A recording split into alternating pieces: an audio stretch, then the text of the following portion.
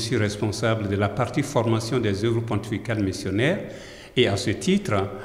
donc j'anime cette revue, j'envoie des articles, je rédige des articles où je demande à des personnes de me les rédiger et je les envoie à Rome. Et ces articles sont publiés dans la revue Omnis Terra.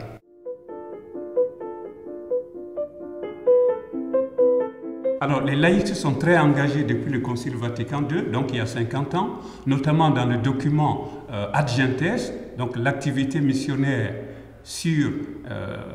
l'activité missionnaire de l'Église, où justement il est rappelé que tous les laïcs sont engagés en même temps que les prêtres, les évêques et le pape dans la mission universelle. Et ce n'est pas simplement pour être de temps en temps missionnaire le dimanche ou un autre jour, c'est tout le temps et notamment dans tous les lieux où les laïcs sont impliqués. Ça peut être dans la politique, ça peut être dans l'économie, ça peut être dans le travail au quotidien. Et dans tous ces lieux, il faut que le laïc montre qu'il est vraiment disciple de Jésus-Christ et que la foi dont il essaie de vivre au quotidien concerne tous les domaines de la vie humaine.